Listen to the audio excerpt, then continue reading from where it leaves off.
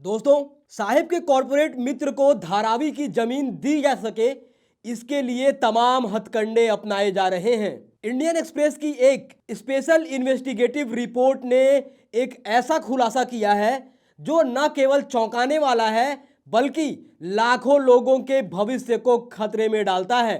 इस रिपोर्ट के अनुसार महाराष्ट्र सरकार ने धारावी रीडेवलपमेंट प्रोजेक्ट के तहत 50,000 से अधिक निवासियों को देवनार के एक सक्रिय कचरा डंपिंग साइट के पास स्थानांतरित करने का फैसला लिया है। यह डंपिंग साइट कोई बंद या निष्क्रिय नहीं है, बल्कि यह एक एक्टिव हॉटस्पॉट है। नेशनल ग्रीन ट्रिब्यूनल की मुख्य पीठ को सौंपी गई 2024 की सीपीसीबी की रिपोर्ट के अनुसार देवनार लैंडफिल से हर घंटे औसतन 6,202 किलो मीथेन उत्सर्जित होती है, जिससे यह भारत के 22 मीथेन हॉटस्पॉट में एक बन गया है। और अब इस खतरनाक जगह पर धारावी के 50,000 लोगों को स्थानांतरण करने का फैसला लिया गया है। पूरा मामला बेहद ही गंभीर है, तो वीडियो को अंत तक जरूर देखिएगा। रिपोर्ट के अनुसार धारावी के 50,000 से अधिक निवासियों को देवनार के एक डंपिंग ग्राउंड के पास स्थानांतरित करने की योजना है। यह डंपिंग ग्राउंड न केवल कचरे का पहाड़ है, बल्कि यहां प्रदूषण, बदबू और स्वास्थ्य सेवाएं आम हैं। सवाल यह है कि क्या यह पुनर्वास वास्तव में लोगों के जीवन को बेहतर बनाएगा या उन्हें एक बदतर स्थिति में धकेलेगा। देवनार का यह क्षेत्र पहले से ही पर्यावरणीय समस्याओं से जूझ रहा है। यहाँ के स्थानीय निवासी लंबे समय से डंपिंग ग्राउंड के कारण होने वाली समस्याओं की शिकायत करते रहे हैं। श्वसन रोग, त्वचा की समस्याएं और अन्य बीमारियां यहां आम हैं।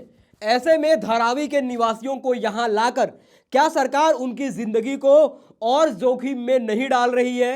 इंडियन एक्सप्रेस की यह रिपोर्ट बताती है कि राइट टू इंफॉर्मेशन के तहत इंडियन एक्सप्रेस द्वारा प्राप्त अभिलेखों की जांच, क्षेत्रीय दौरे और इस ऐतिहासिक परियोजना से जुड़े अधिकारियों के इंटरव्यू से पता चलता है कि यह केंद्रीय प्रदूषण नियंत्रण बोर्ड के स्थापित पर्यावरण मानदंडों और दिशा निर्देशों के विपरीत है। मतलब कि धारावी की जमीन साहिब के कॉरपोरेट मित्र को देने के लिए धारावी के लोगों को कचरे के ढेर पर रहने के लिए मजबूर किया जा रहा है। सीपीसीबी के 2021 के निर्देशों के अनुसार एक बंद लैंडफिल में विकास परियोजनाएं शुरू नहीं की जा सकती हैं। यहां अस्पताल, घर और स्कूल जैसी सुविधाओं को लैंडफिल के अंदर नहीं बनाया जा सकता है और इसकी सीमा से 100 मीटर तक नो डेवलपमेंट जोन अनिवार्य होता है। लेकिन देवनार कोई बंद लैंडफिल नहीं है। इसके बजाय यह एक सक्रिय लैंडफिल है जो जहरीली गैस उगलता है और लीचेट छोड़ता है। राष्ट्रीय हरित अधिकरण की मुख्य पीठ को सौंपी गई 2024 की सीपीसीबी के रिपोर्ट के अनुसार देवनार लैंडफिल से हर घंटे औसतन 6,202 किलो मीथेन उत्सर्जित होता है, जिससे यह भारत के शीर्ष 22 मीथेन हॉटस्पॉट में से एक बन गया है। यही कारण है कि धारावी के निवासियों को देवनार लैंडफिल साइट पर स्थानांतरित करने का राज्य का निर्णय कई सवाल और चिंताएं प्रकट करता है। इस परियोजना को अडानी समूह के नेतृत्व में लागू किया जा रहा है। अडानी समूह का दावा है कि यह परियोजना धारावी को एक आधुनिक शहरी केंद्र में बदल देगी, लेकिन कई विशेषज्ञ और सामाजिक कार्यकर्ता इस पर सवाल उठा रहे हैं। उनका कहना है कि यह परियोजना बड़े पैमाने पर रियल एस्टेट डेवलपमेंट का हिस्सा है, जिसे धारावी के मूल भावना और अर्थव्यवस्था को नजरअंदाज किया जा रहा है।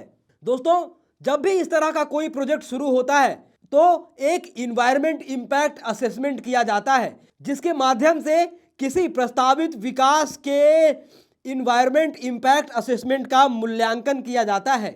इन्वायरमेंट इम्पैक्ट असेसमेंट करते समय परस्पर संबंधित सामाजिक, आर्थिक, सांस्कृतिक और मानव स्वास्थ्य प्रभावों पर विचार किया जाता है। यानी कि जो प्रोजेक्ट शुरू होने वाला है उस प्रोजेक्ट का मानव स्वास्थ्य पर और पर्यावरण पर क्या असर होगा, इसको लेकर एक इम्पैक्ट असेसमेंट किया जाता है। इंडियन एक्सप्रेस की इस रिपोर्ट से यह भी पता चलता है कि धारावी के इस प्रोजेक्ट के लिए अभी तक किसी प्रकार का पर्यावरणीय प्रभाव का आकलन नहीं किया गया है। इन्वायरमेंट इंपैक्ट असेसमेंट एक जरूरी प्रक्रिया है जिसे प्लानिंग के समय पर ही किया जाना था और इसी के आधार पर इन्वायरमेंटल क्लियरेंस मिलता है, पर अभी तक इस मामले में कोई भी इन्वायरमेंटल इंपैक्ट असेसमेंट नहीं किया गया है। यानी कि साहिब के कॉर्पोरेट मित्र को फायदा पहुंचाने के लिए कानूनी प्रक्रिया की धज्जियां उड़ाई जा रही हैं और धारावी के 50,000 लोगों को अब देवनार के डंपिंग साइट पर स्थानांतरित किए जाने का प्लान है। दोस्तों, आप इस पूरे मुद्दे पर क्या सोचते हैं, क्या राय रखते हैं? अपनी राय टिकट टिप्पणी कमेंट बॉक्स में जरूर लिखें। बाकी ऐसी तमाम खबरों के लिए देखते रहिए देश नीति। धन्यवाद।